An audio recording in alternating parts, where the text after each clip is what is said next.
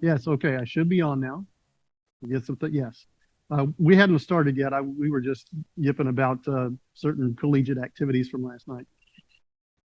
So you didn't miss anything. Those of our Zoomer friends. I'm going to point that way because that's where your faces are, but I know the camera's here. So, and I'll just say I apologize for the extreme close-up kind of stuff. That's usually not my strong suit for sure. So we will go ahead and get started. We're 11 after, which is 11 after where we should be, and 10 about 1 after where we normally start. So I'll say first a word of welcome. Thanks for being here because you were warned in advance that I was teaching today and that we were going to try to dive into Deuteronomy. So if you're not familiar with the book, it's toward the front of the Bible, like the first pages, a little harder to find sometimes. It's also a little bit long. So our intention is to go through the whole book, which means you're likely stuck with me for a while. And I don't mean just today. No, not 34 weeks. If we do it right, no, I'm not, but I don't think I can match Danny's capacity to fill time as such. If we go kind of on the schedule, I think we may be hitting 3 to 4 chapters a week.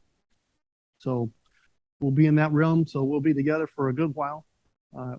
Please do recognize I'm not a teacher of this book. I'm more of a facilitator. So there's plenty of things I do not know, I do not understand. I think we're all probably in that boat, but I'm not standing up here as someone that has, spent 3 years studying this and has some great knowledge base to impart to you. I can tell you what I think I read in it, what I think it said. So I'd welcome some extra information, some extra research, some extra perspective, so that we can all learn together, because really that's kind of what I think our goal is. So I'm going to be checking off things here on my computer screen to get us moving. So again, kind of by way of introduction about Deuteronomy, it is the last of the books of Moses. So there were 5 of them. So some people refer to that as the Pentateuch, which really just means 5. It means 5 books. So it's not crazy, scary, secret-coded messages. It sometimes also is referred to as the Torah. The Jewish faith tends to refer to the first 5 books, the books of Moses, the Pentateuch, as the Torah. So if we use those terms, don't be alarmed. We're all speaking about the same thing. So this book is the last in that set of 5.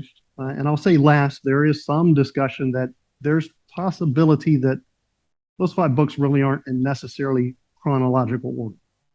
Now, I think it lends itself to being that way because of the stories he's going to tell us, the things he recaps that we've already read in other books. So again, if we see some things being out of order from other parts of the book we'll get into later or previous books, generally it's going to be okay. This is likely just how it was assembled and presented for us. So the whole kind of thing that's happening in Deuteronomy is Moses is speaking almost entirely for the whole book, right? So this was a speech time. Danny, I think he'd give you a good run for your money on filling time. He's talking and talking and talking. As I mentioned a week or 2 ago, he sings. I won't be singing for you. Oh, yeah, I'm not sure what tune it was set to, so it doesn't flow like our kind of songs. So Moses is speaking to the Israelite nation, and this is all before they enter the promised land.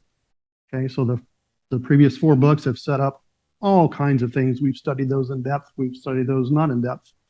But in Deuteronomy, he's getting ready to lead them into the promised land that they have been journeying and suffering for years and years and years and years. Many, many, many years.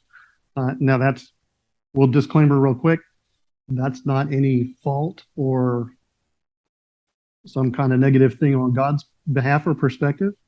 That has a lot to do with what the people were doing and the choices he made to help reinforce and teach them to be ready to go into the promised land, to do the good things that he had set out for them to do.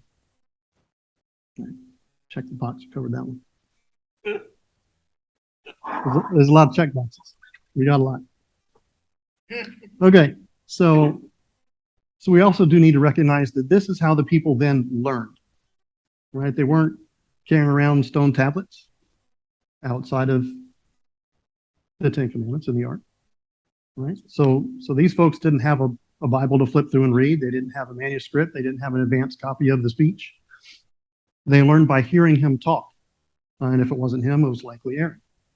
So, and as Danny pointed out way back in May, because I was taking notes then, they studied his writings. And again, it probably wouldn't have been written then, but they're studying his speech. They're studying his information.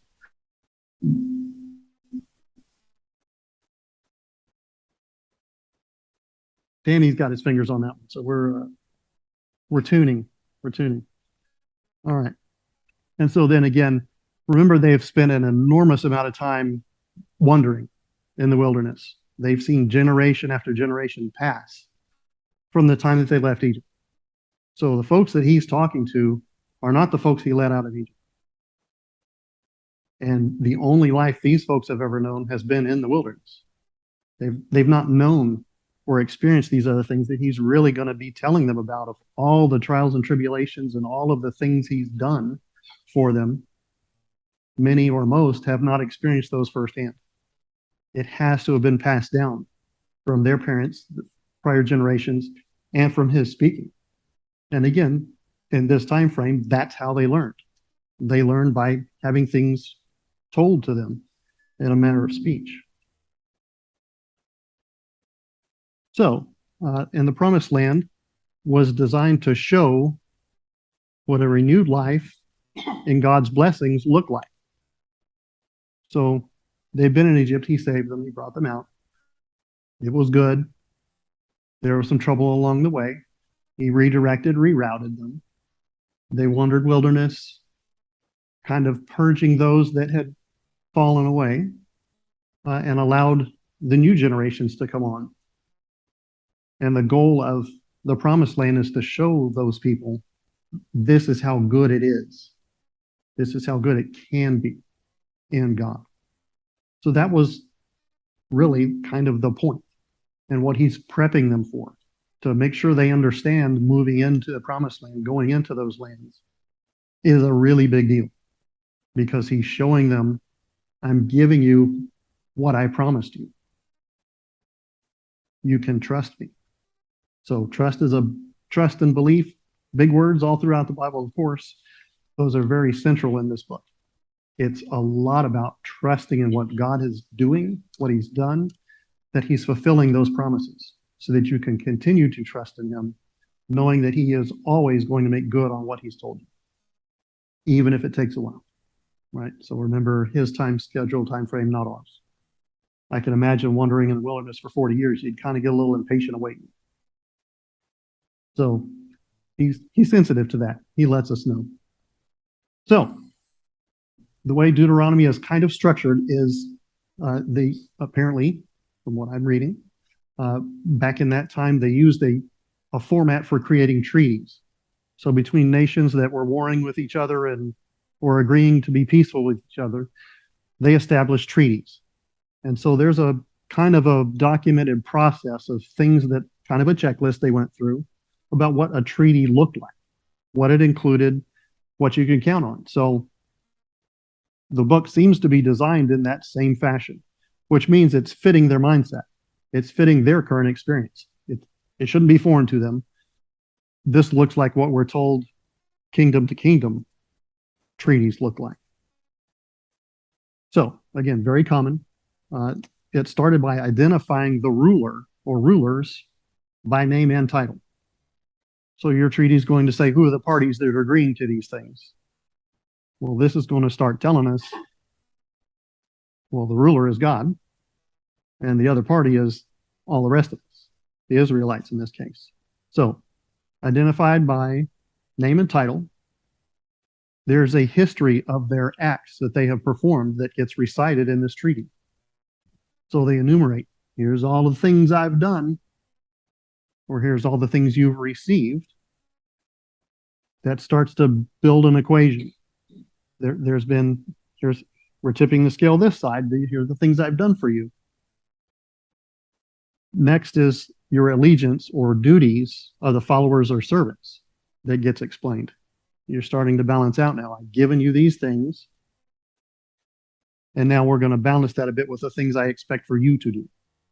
Right? So it is setting up very much an agreement, as we might call it. Treaty is kind of more their word.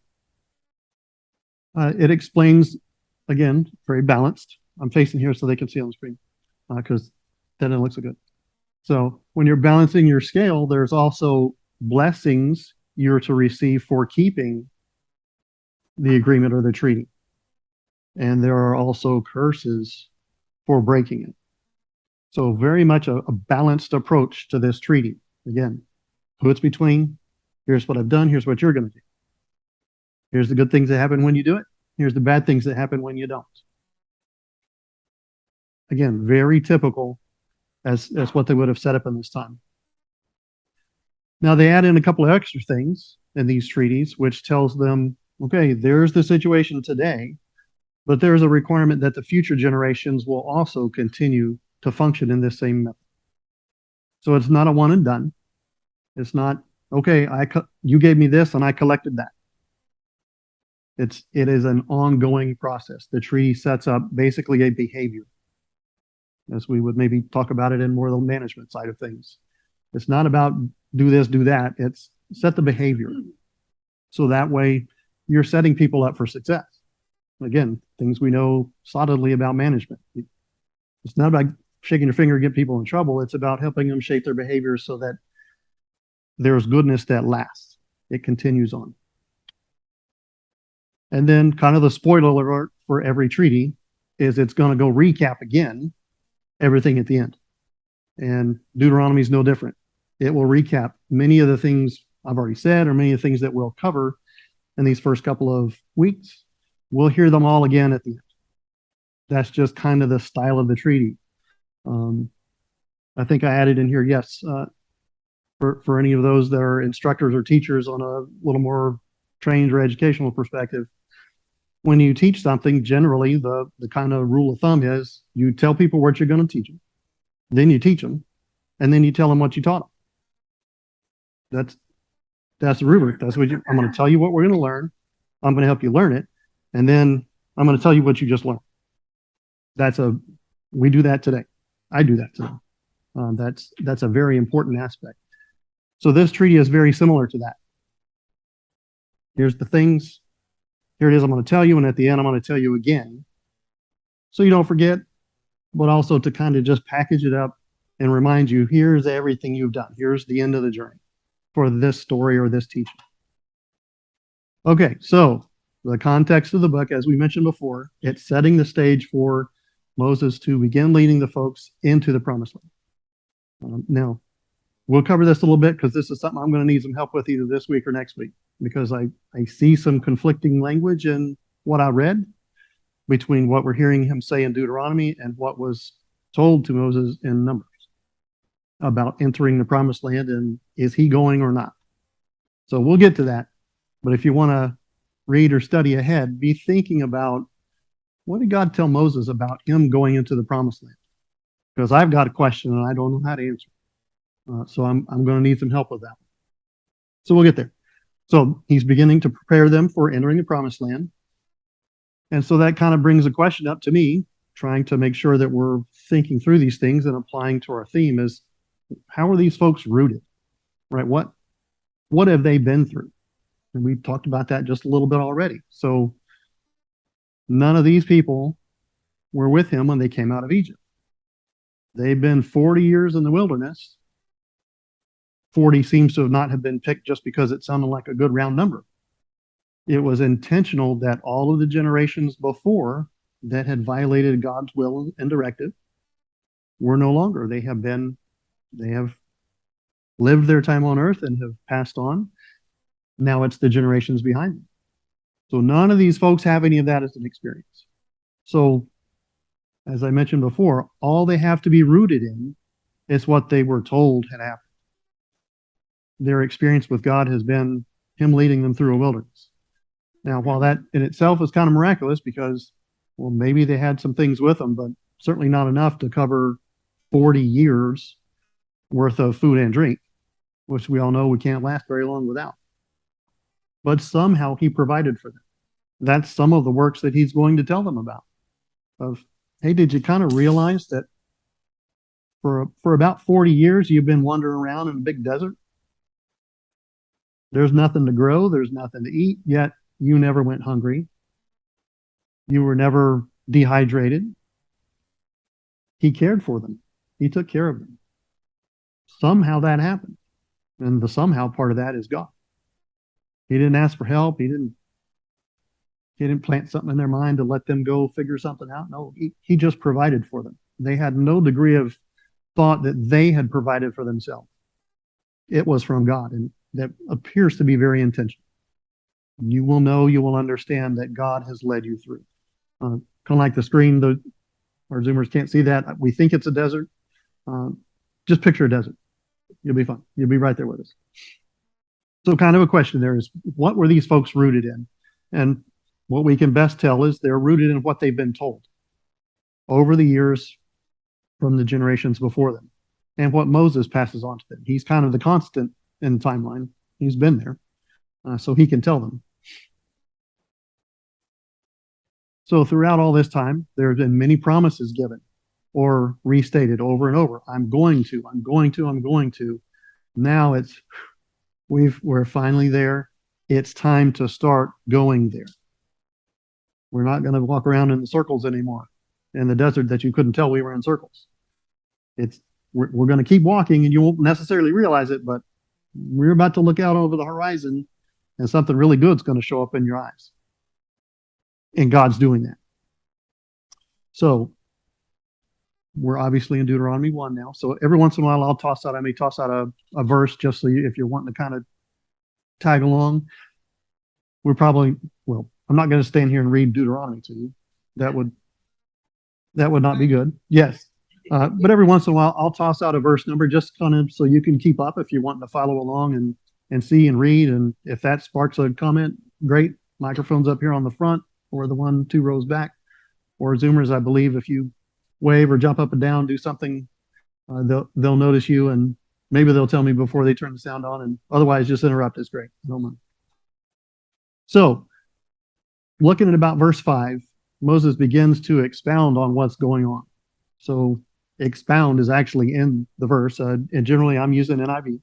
So if your version doesn't say expound, that's okay. Mine says expound, so I'm probably going to talk about certain terminology every once in a while. Not a big linguistic study going on here by any means. But to expound is to present and explain in great detail, which kind of explains why Deuteronomy is 34 chapters long, and we're going to be here for a while. He's presenting and explaining in great detail, and it's all documented in this book. So our goal is to study and research and read through that and glean everything we can from it with how our mindset is today. Because as we all know, every time we read something again, we find something new. It's there, or just perspective didn't point that out to us when we read through it last time. Because, his word doesn't change, yet how we see it, how we interpret it from our perspective does. We're the ones doing the changing, not him or his word. So he's going to explain in great detail the law. So he delivers the law. It's not Moses' law, it's God's law that he is the spokesperson for. He is the orator, the one that shares it with us. So he tells them that they're going to expand and increase in numbers in the promised land. Right? So again, 40 years wander around the desert. They've had some kind of nucleus that's surviving. Right? People are dying off. New are being born. They're not shrinking down to a group of 10 people. Nor does it seem like they're expanding to 1 million. But he tells them when you get in the promised land, things are going to be really good, and you're going to increase in number, and you're going to expand. You're going to be an even larger, bigger nation. Growth is good, typically, right? So in verse 9, he tells them, you're going to expand to have so many people that it's too numerous for Moses to carry you alone. Because again, in the wilderness, Moses has been the de facto leader. He's led them through at God's direction. We'll just kind of disclaimer that for the whole rest of our study. When Moses says or does, that's programming from God, right? He's generally not out there just making it up on his own and hoping it matches up to what God wants. He's got the plan embedded, even if he doesn't know it. These things are coming, but it's too much. It's going to be too many people for Moses to help keep them all together, going in the same or right directions. So he continues explaining, you're going to be so big like Moses can't even handle it, right? By this point, Moses is the guy, right? Nobody else is around that's been around. Nobody else has been in Egypt. Nobody else has parted the sea. None of those things have happened to anybody else that they can see or talk to. He's it. So he's kind of like, ooh, man, there's Moses. Let's get his autograph. Use my chisel. It's okay. Hit it. So he continues in verse 10, they will be as numerous as the stars in the sky. So we can add other things in there if we'd like, if something appeals more to your perspective of grains of sand on a beach, rocks in Central Texas. It's numerous, right? There's a lot. So he's really setting them up and saying, hey, okay, we've suffered together. You're about to go flourish. They're probably realizing that doesn't happen so well in the desert because 40 years it hadn't yet. So the promised land is like answers to all of these different things. It's like, this is so great. I'll leave it at that. It's so great. We won't keep beating that up. So there's also a discussion about the burden of the problems and disputes that have been going on. So he tells them that they will be now revered by other nations as wise and understanding. And they'll be respected to have people selected to sit over them. Okay, so it's setting up a little bit of some judges going on too. That, again, we'll follow in more detail in the book. So he understands there's going to be problems and disputes that will happen, even as they continue to grow, and now things are looking better, and maybe our own human kind of greed kicks in, our own ways that we want things to happen because we feel relief. He's starting to tell them, okay, I'm going to have some people that are going to help you. So get ready for that. The people agreed to it. Okay, so we're a little bit starting to talk about the treaty pieces here. He's telling them things are going to be good. Here's what I'm giving you. And here's what I need you to do is to act right with each other. And to help you do that, I'm going to also be balancing a scale of people that help determine right and wrong and settling disputes and problems. So in verse 16, he establishes that judges will be appointed. So that's coming.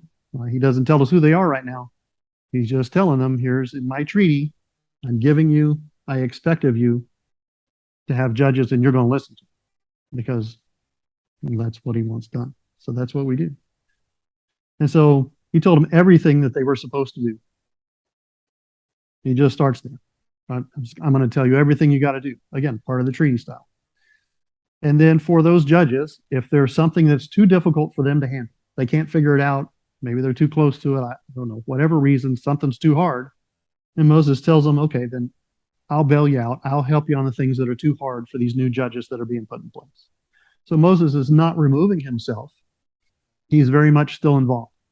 And he's showing them the path forward, where we're going. Okay, I'm talking way too long, way too much, because we got a lot to cover. So the next section, verses 22 through 25, he starts talking about they're sending spies out. Now, my version said spies, generally more like a scout is kind of how we would think about it. Spy kind of has a little negative connotation to us in our today thinking world. So think more of a scout, right? We're going to go and look. Send some people ahead to go check this promised land out. Let's see what it is. What does it look like? How great is it? Moses telling us, but he's kind of old, so let's go send some people that can put eyes on it now, because Moses has been with us in the desert for 40 years, so he hadn't seen it in 40 years. Maybe he had never seen it. Probably hadn't. So these spies or scouts are sent out to plan the route to take, as if they wouldn't have been led already. But that's okay. We're going to send some human people out to go plan the route. They want to see what cities they're going to come to. What cities are there? Who's in the land? And so these spies or scouts brought back some fruit of the land. right? So again, they've been in the desert. They probably haven't had access to those kinds of things. So they're okay. Now here's a little bit of proof. I can see it. I can touch it. I can taste it. This place is real. At least the scouts think it is. Now, maybe they stepped into the grocery store real quick and bought an apple, brought it back, and said, "Yeah, you won't believe." And maybe they wouldn't. Like if they saw a store, I'm pretty sure that'd be blowing their minds. So they reported back that the land that God had said He was giving them was good. Right. So they're confirming things that they should have already known, that they've already been told. And so I put an asterisk here on my notes to say, why do we think they would doubt that at this point? I'm curious, why would they need to send out scouts or spies to go check this land out and see, well, is God really telling us the truth? Maybe He told Moses something and Moses got it mixed up because maybe Moses doesn't have it together now. Remember, he's been in the desert for 40 years too. So, I don't know how much dust to water he can create to keep himself fresh. So I'm just wondering what these people are already thinking, right? You've suffered. He's told you we're going, and Moses saying, "Hey, everybody, jump for joy, pack up your bags. It's time to go. We're about to be there. Let's go finish this off and get where the greatness is." But for some reason, these folks are already still in doubt because they're sending out people to go confirm it. And they want to know, well, okay, how hard is this going to be for us? What cities are we going to come to? Are we just going to walk in and it's a ghost town and we just take it over and clean the cobwebs out? Or we got to figure this out. But again, question from me, why are these folks doubting God at this point?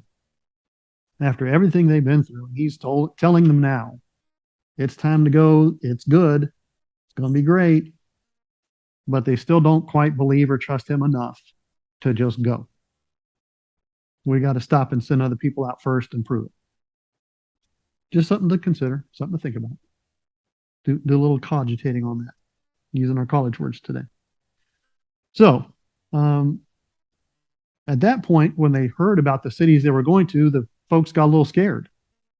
And they said, well, wait a minute. Those are people we've heard bad things about. Or maybe some of our previous generations and our ancestors had been exposed to, and it wasn't so great. We didn't fare so well.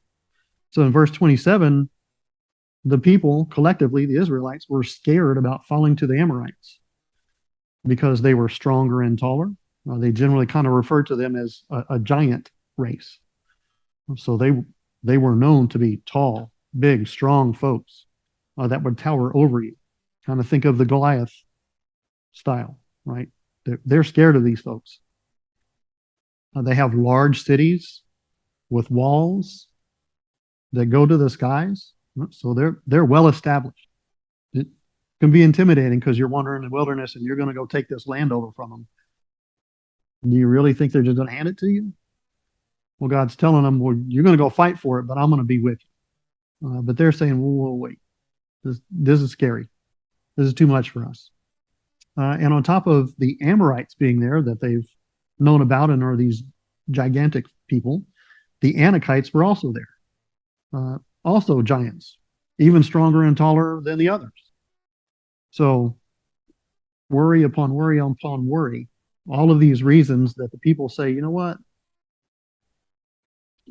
God through Moses, man, maybe we'll take a break here. Hold on. We're not so sure. Again, we have the unique ability to look back on it now, knowing everything that's transpired that we're given in the Word. We're scratching our head going, what is wrong with these people? Just go. But for them, okay, they're scared. We have to acknowledge that. So in verse 30, we jump ahead there. So God went out, and He had gone before them, and He fought for them, and He carried them. So Moses is trying to kind of help calm them down. Say, okay, look, I get that you're scared. Amongst all these other things that you've heard about, and some of it you've experienced and seen on your own, now I'm going to tell you again, God has been there. God has already done it. You don't need to worry.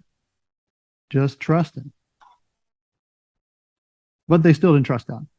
It was too much for them still. So even though they had seen many acts of his presence, which he enumerates as being God was with them as fire at night, as a cloud by day, and that he led and provided for them the entire time they were in the wilderness. He's done all of that for them, yet they're still not in a place where they think they can trust him, that delivering the promised land to them is going to happen according to his plan. So in verse 42, he says, you know what? Don't go up and fight with them. So we're going to get a little bit of the sternness side of things. Okay, don't go. Just stay here. Because if you do go and fight right now, God, me, I'm not going to be with you. And guess what? If I'm not with you, you're not going to prevail. You will not win this fight. And bad things are going to come from that, because you probably already know that.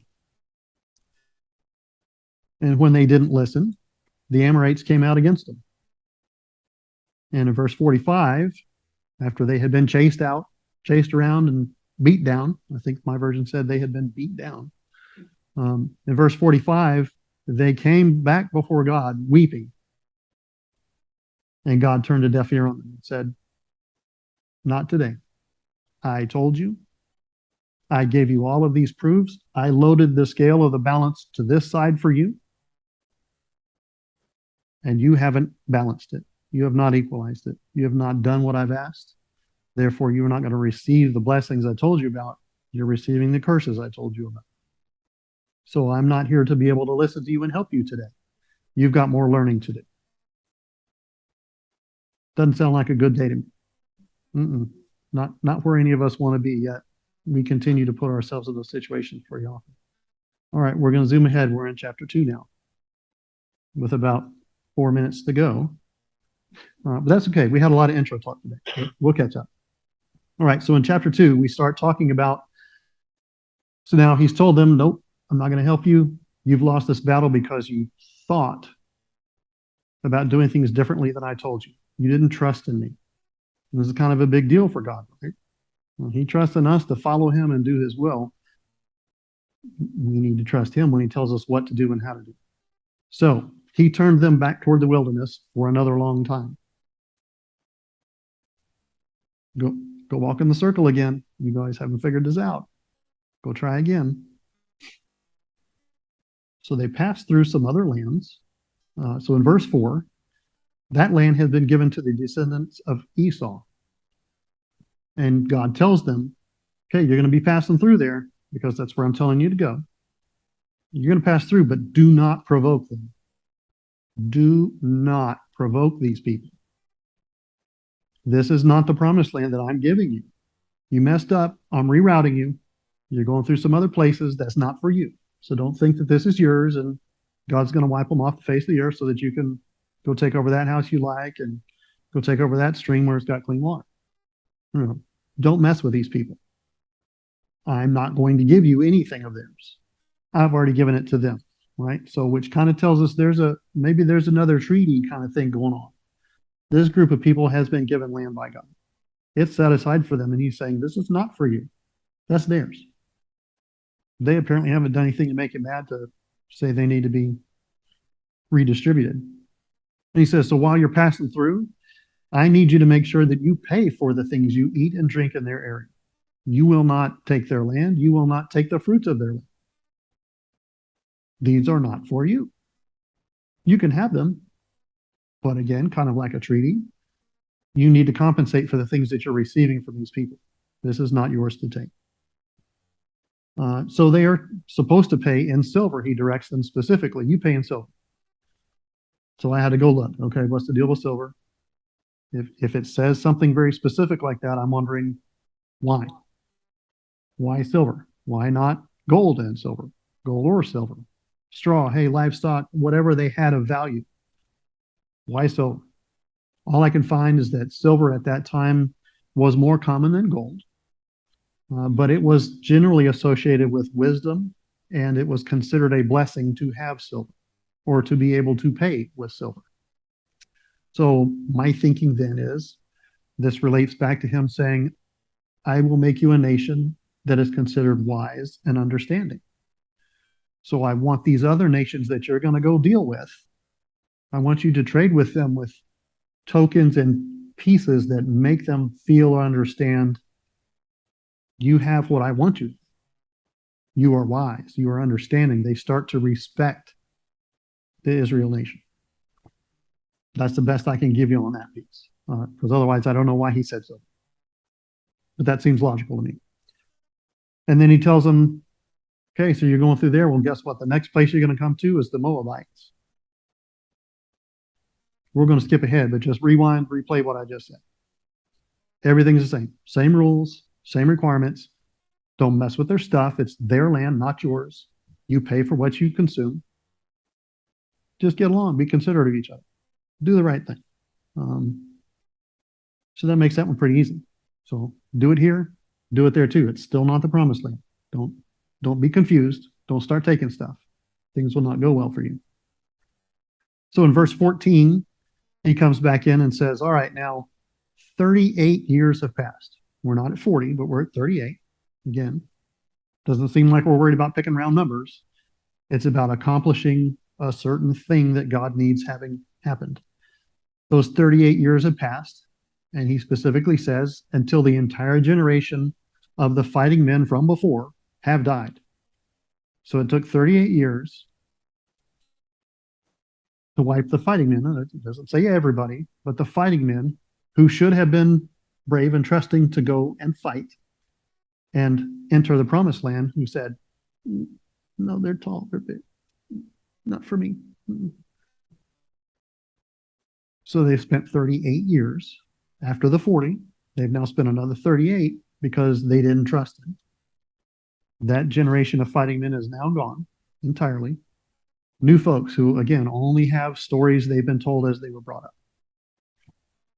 So there we go. That part's happened.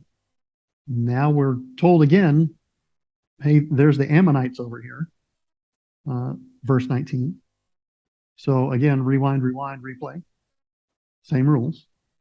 Don't take their stuff. It's their land, not yours. Pay for what you got to do. So that gets us into verse 24. Now, if there's something deeper in those, they all pretty much read the same to me. I don't think it didn't seem to present that there was differences in those different lands that they were passing through and not claiming or taking or fighting for. So if you know something, hey, let me know, because I didn't see it. But it very much, again, still seems to be here, go to here, go to here. This is not for you. You're passing. You're just a passing through. It's like our song says. Yes. We've got a comment coming. Here we go. Yeah, one of the things that I think ought to be stressed is that each of these lands that they were traveling through, where they were supposed to leave them alone and don't harass them, they were all promised by God to someone else. I think he's communicating, just like many Eastern cultures did. Repetition is impactful. I promised this to Esau. I promised this to Lot. I promised this to others, and it's not yours. Mm-hmm. I think that's to reinforce that I have a promise for you, and I will keep it. I've kept it for these people. It will be kept for you. Excellent. I think that's a great point. And it continues to build on the trust, right? I've set up treaties and agreements with these folks to have this land. I'm not discarding that and giving it to you. They've trusted me to keep it. I'm keeping it. Now you should trust me to keep what I've given you. That's a very good point. Thank you. We are almost out of time. I'm going to wrap up real quick for the end of chapter 2.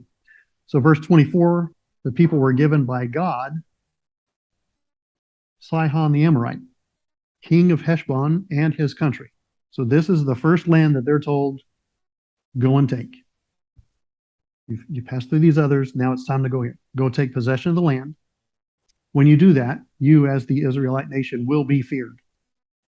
So these are not folks that are retirement communities sitting around waiting to be pushed out of the way quickly. This was going to mean something, that you took the land from them. Verse 27 through 30, they sent messengers first to offer peace and to pay for the food and drink, just as they had done with all these other lands. Now, God's already told them, you're going to go and fight and take. So he already knows the answer. And the answer was, no, we're not having you come through, and we're not even going to sell you food and drink. You're not welcome here. Go away. Thou shalt not pass. And so a lot of that was because God says, I caused that. He says he made Sihon's spirit stubborn and his heart obstinate. Maybe later in the Bible, we hear about people having hardened hearts, or we hear earlier in Egypt, he hardened their hearts. He set the barrier up and said, oh, this is going to play out the way I say it is. I'm going to do that through the way that these people will be acting because I say so. So they engaged them in battle. The messengers told King Sihon of how they had peacefully passed through all the other areas. Hey, all these other folks let us do it. And you're saying no? Well, we're coming to you because we're the Israelite nation. We're wise, we're understanding people, and God is with us. And he says, no, not going to have it. So in verse 34, we hear the Israelites kind of in swift fashion. It's succinctly stated, we came, we conquered, we left no survivors. None. Men, women, children, gone. No survivors. They did keep the cattle, so livestock, and they kept the plunder. So anything of value that they saw and found, that's coming with us. So a little bit kind of the raider mentality. You get to collect anything that you capture through this mechanism. And in verse 37, they didn't stray into other lands. They did just as they were told. Likely meaning that's why they were successful. They finally listened. They did exactly what they were told. And guess what? Everybody can smile now. It all worked out. Maybe not so well for the people they just fought. But they received what God told them was going to happen. So now that they trusted him a little bit, they took the actions he said, and now it's time. Okay, it's great. So that's my comment at the end of chapter 2, is where the people finally starting to learn about trusting God and what it means and what it brings to them. And that doing what he says is the step to balancing in the treaty that he's made with them and told them, I give you these things, you have to do this. So when they actually do it, hey, you succeed. You get what he told you. Seems pretty easy looking back on it, not looking at giants and thinking you're going to go conquer them. So that brings us to the end of chapter 2, and probably past our time that we're supposed to spend on this morning. But that's okay. We will catch up. So yes, so that's kind of it in a nutshell for chapters 1 and 2, and kind of the overall intro of what I think Deuteronomy is about. We will be working on this again next week. Starting in chapter 3, I won't tell you how far we're going to go because I don't know that till we get there. But we've got more to talk about because this is just the first piece of land that they have fought and conquered. Obviously, there's 34 chapters, so we've got 32 more to go. There's a lot more fighting to go on. We're going to talk about those. So thank you for this morning. We will see you again next week.